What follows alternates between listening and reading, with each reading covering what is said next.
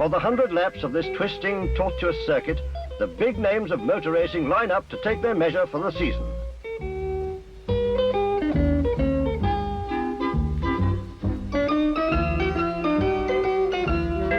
Their Royal Highnesses, Prince Rainier and Princess Grace, join the crowd waiting to see the battle for first honours. The tension mounts, the crowd stand almost silent waiting for the moment when the race is on.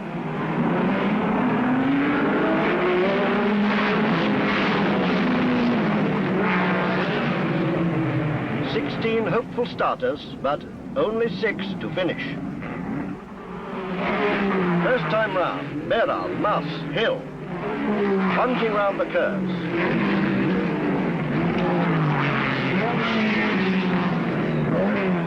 Moss, is this to be his year?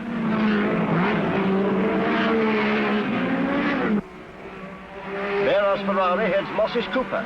The battle is on.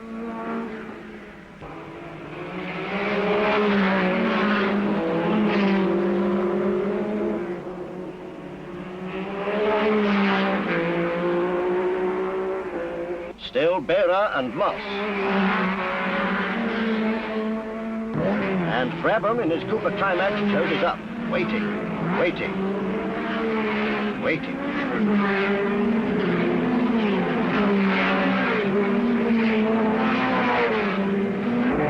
Quarter of the way through the race. The order: Moss, Brabham now second, Berra third.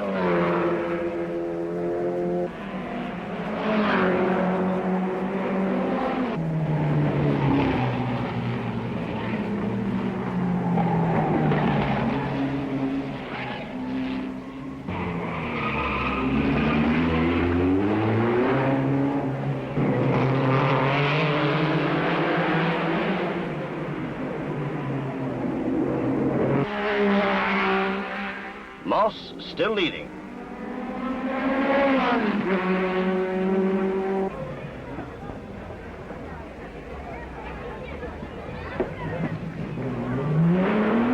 Third of the way through the race, Moss hanging on with Brabham on his tail, but the scrap for third place is taking shape. Hill's Ferrari, Harry Schell's BRM and Brooks's Ferrari. But quickly, Schell and Brooks take Hill.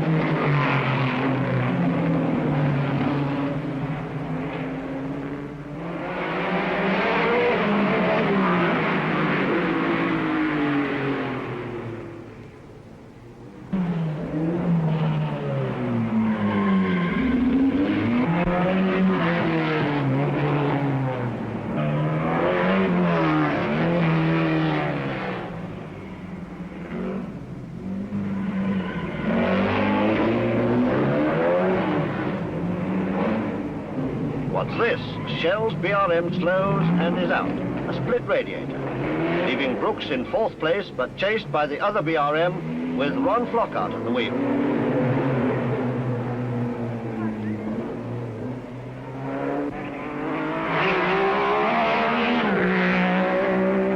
Cement on the oil left by Schell's BRM, adding yet another hazard to the tricky short, sharp circuit.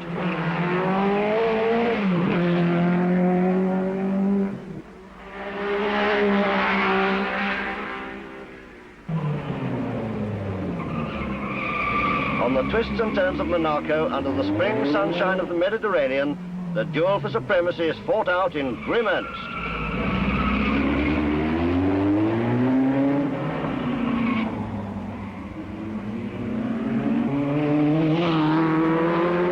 And then, Flockhart's BRM is out.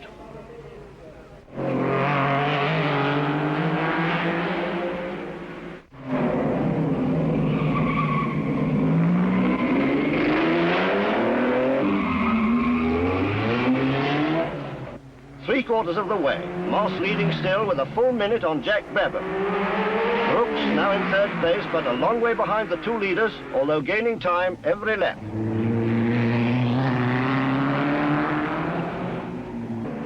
Moss on the 80th lap pressed on hard to establish his lead and did a lap in 1 minute 42.3 seconds, only to coast into his pit, and after one more slowish lap, to retire with a broken crown wheel.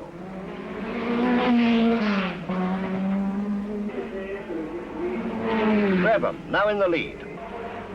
10 seconds behind, Brooks, now second. And Brabham, to clinch it, does a lap in 1 minute 40.4 seconds. The first ever lap at over 70 miles an hour.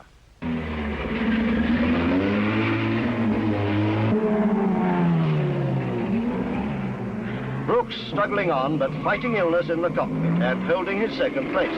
Even without that misfortune, he couldn't catch Jack Brabham, showing the form for the season by winning in the Cooper Climax.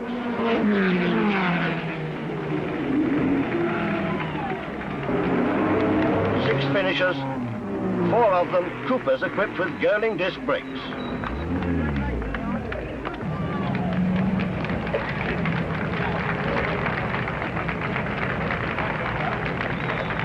And from the most romantic royal couple, the popular Australian receives his first trophy of the season that was to bring World Championship to him and to his Girling-equipped Cooper. But still, to the man in the street, the most significant of all these tests of skill and endurance is the famous classic of Le Mans. 24 hours of grueling motoring demanding the utmost of man and machine alike.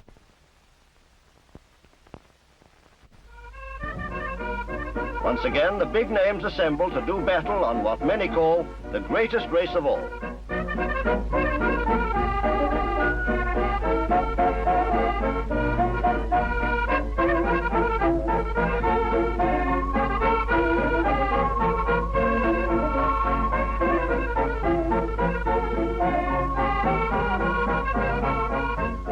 As at all great world events, Girling were there with other important people. Busily engaged on last-minute preparations. There's much to be done to give car and drivers every chance of at least finishing this day and night endurance test.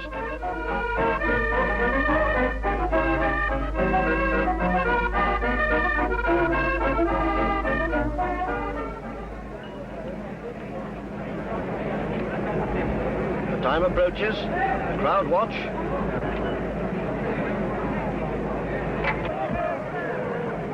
Then, in a Le Mans start, Stirling Moss was first away.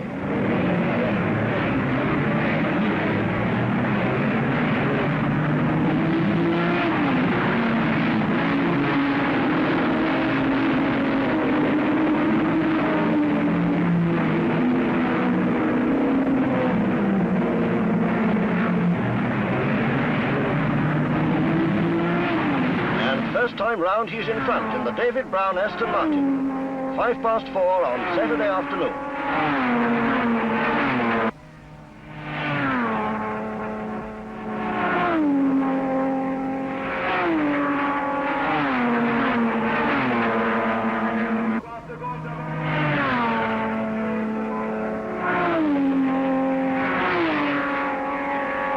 "20 minutes later, Moss laps another car after 5 laps. Salvadori and the David Brown Aston Martin laps a Porsche.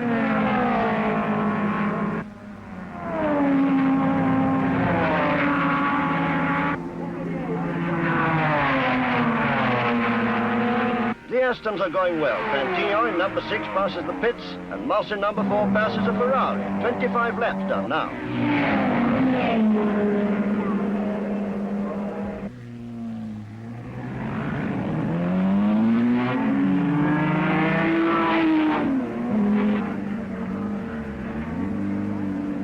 .45, a pit stop.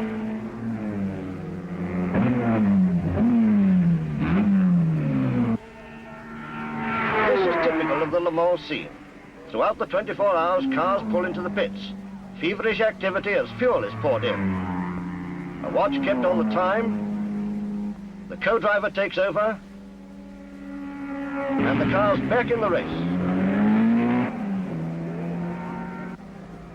Cliff Allison's Ferrari pushed into the pits. Saturday evening, a quarter of the race is run, and the dusk of evening deepens to the night. The cars still roar and thunder around the circuit, headlamps striking out in front as they hardly slacken speed on the now oh-so-familiar straights and turns. And away from the track, a different type of motoring wakes up with the night. No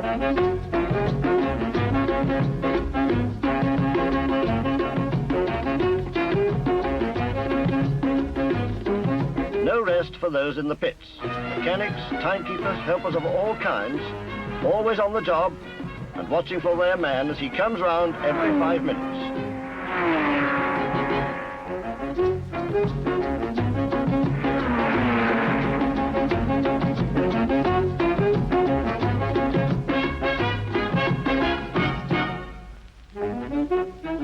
But for the crowd, a break.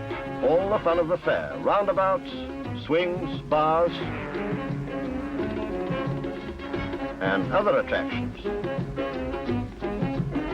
And so the light-hearted, carefree gaiety of the crowd continues throughout the night. Drinking, dancing, dodgems. Whilst in the darkness all around, the serious business of Le Mans goes on.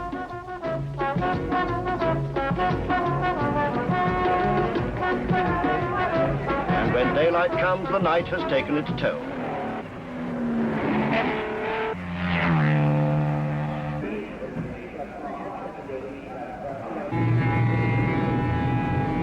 Still going fine, the Aston Martin of Trantino and Paul Frere. Through the S's goes Whiteways AC.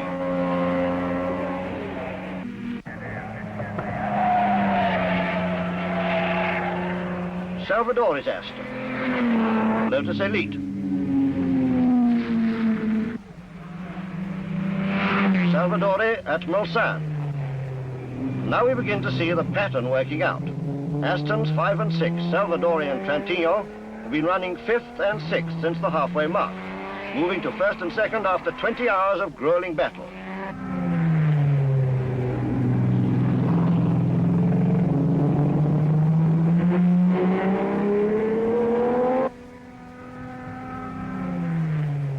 Salvadori in pursuit of 2 Ferraris, although he's well ahead of them in race position. Crossman's Ferrari. And Job's Triumph. Trantino roars past the pits. So does Salvadori.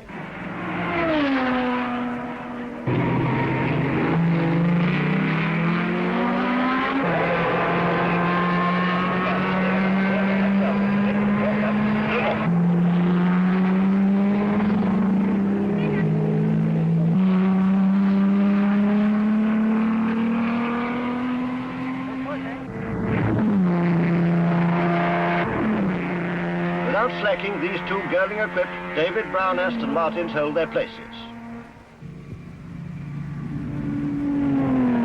4 o'clock Sunday, and the race is almost over. And so Astons take 1st and 2nd place to put themselves on the way to winning the World Sports Car Championship of 1959. Salvadori takes the checkered flag, and after trying so hard, the David Brown team has won the 24-hour race at Le Mans. A great team victory, to be followed by Nürburgring, the RACTT at Goodwood, and the World's Sports Car Championship. The race done, the excitement and suspense over. But what does all this mean to the ordinary motorists? Every day, brakes and suspension take a hammering. Not perhaps as great as on a lap of the Monaco course, but great enough. Great enough for the lessons learned to be of real value to the Girling engineers developing braking systems for you and me on the cars of tomorrow. Stockholm, one of the starting points in 1959. A rally to be fought out under conditions of severe frost and snow. Whoops. The sort of equipment that many drivers wish they'd thought of.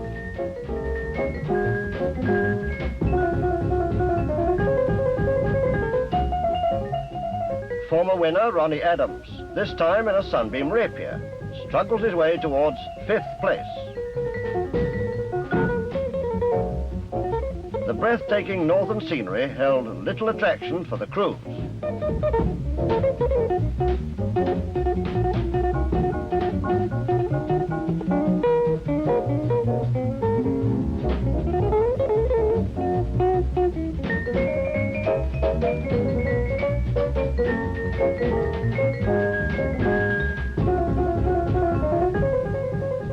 and as night came down, the pace slackens only slightly as they pass through the frontier towns in the thickening murk of a winter evening.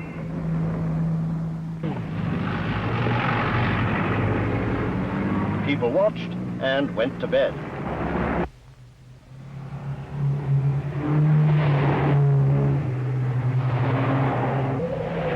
But in the morning further south, icy patches still remained to catch the unwary and keep tiring drivers on their toes.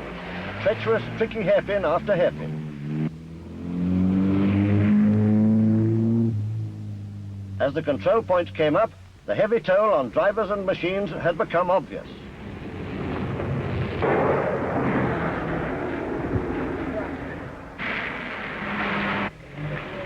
As for racing men, Le Mans is the classic, so does the Monte always remain for the rally enthusiast. The rally to test drivers, navigators and equipment to the hilt, with organizers and weather combining to defeat the would-be winners. And year by year, the clock and the climate have played their part. At last, Monte-Carlo comes in sight for nearly 3/4 of the 322 who had set out full of hope and determination from 9 starting points. After further battles, the rally this year went to France, to Paul Caltaloni in a Citroën.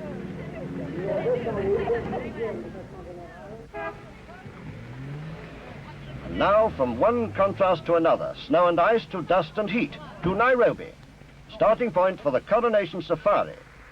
With the usual enterprise of international rally organizers, they'd chosen what should have been the wet season for the event. There certainly was some mud in the early stages. Terrain more suitable for specially designed armored cars. But here are production, everyday cars taking it in their stride, more or less.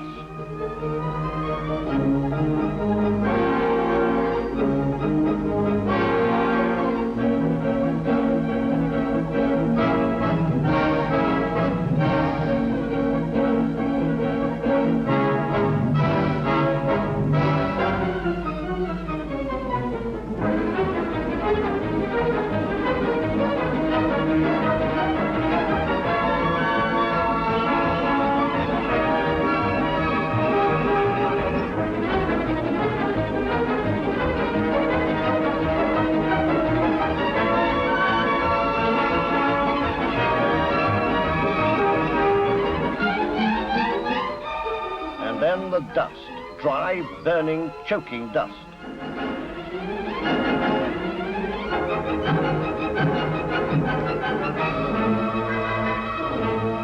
The local inhabitants turned out to see the fun, and no doubt some of them had some pretty tall stories to tell.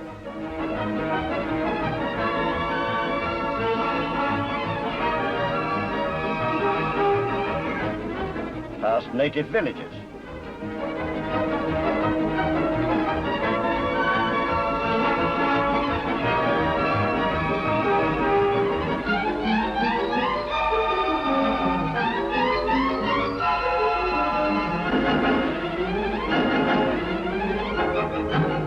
Check at a control.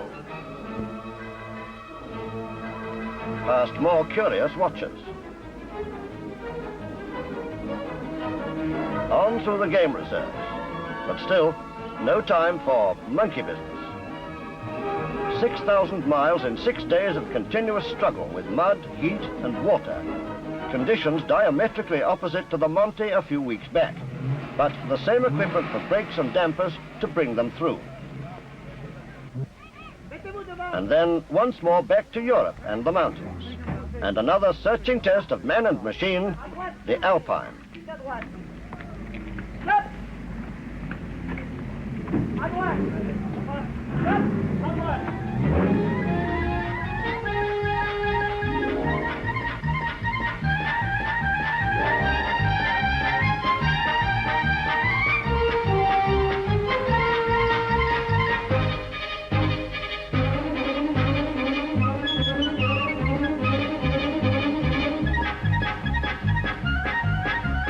Fords to figure high in awards lists at the end. 3 Zephyrs, 3 Coupe des Alpes, and the Challenge Trophy for the best foreign entry, the best entry of any one make, and the best times on the circuit tests. What a record.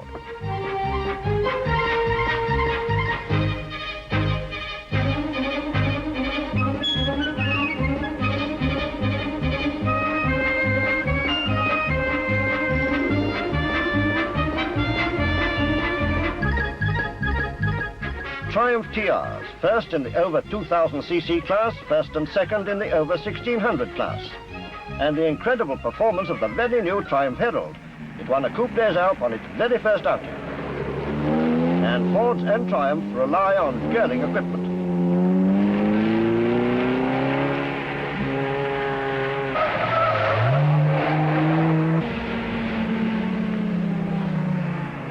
Mountain mists make the hopes of a cup an even more dicey business, whichever way you look at it.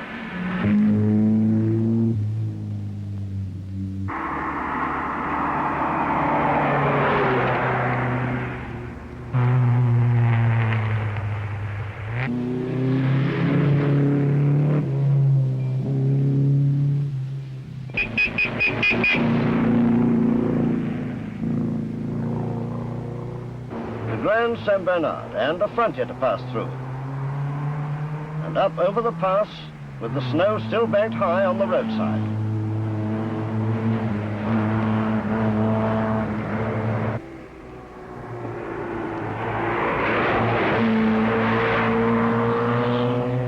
The mists, the mountains and the snow, together with some special local hazards, all help to sort out the sheep from the goats.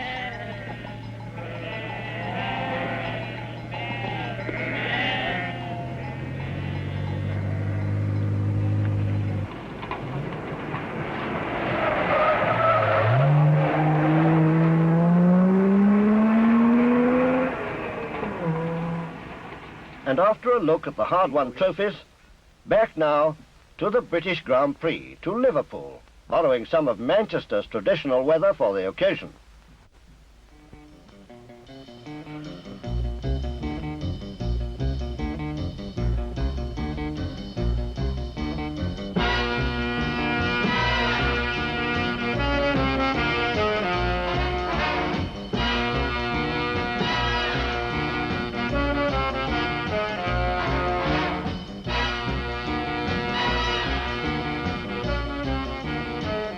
Once more, the familiar names line up for the premier event of the season in England.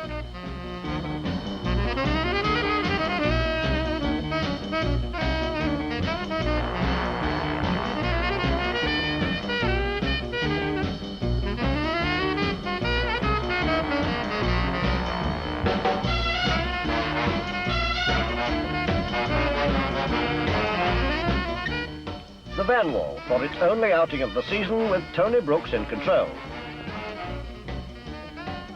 The BRM for Moss to try yet again. With Harry Schell as a teammate. Jack Brabham once more in the Works Cooper Climax. Carroll Shelby's Aston Martin.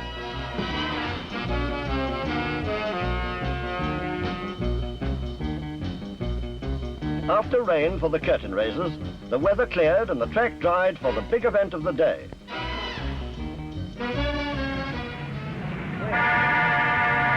Two minutes to go. Tension mounts.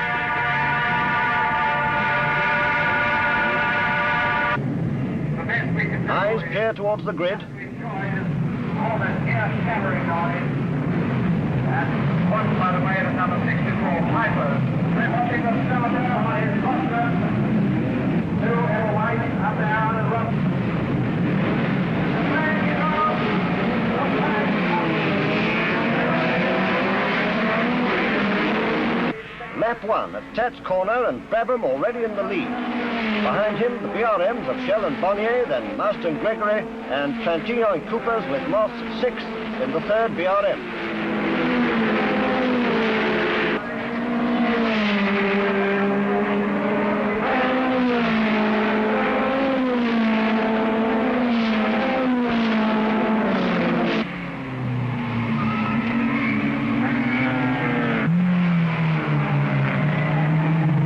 By the ninth lap, Moss was second, immaculate as ever.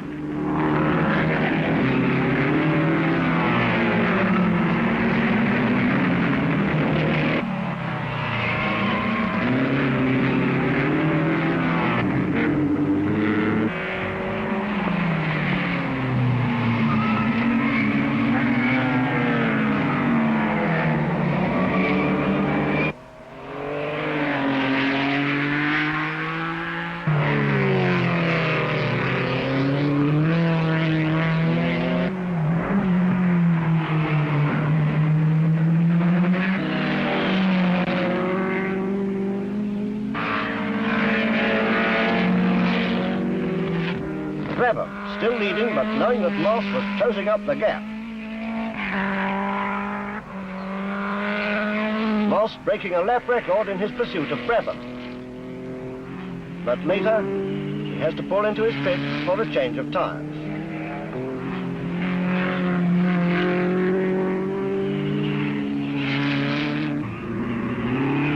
Brabham presses on, calculating that his tyres will see him through without a stop. And so it proved, for Moss had to make yet another stop for petrol.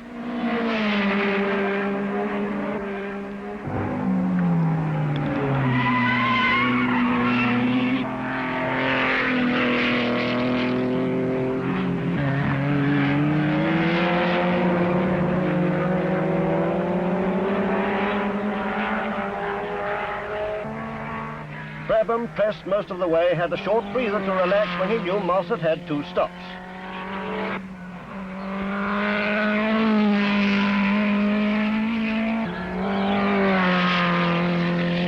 So it's Brabham's year, it's Cooper's year, World Championships with Girling disc brakes.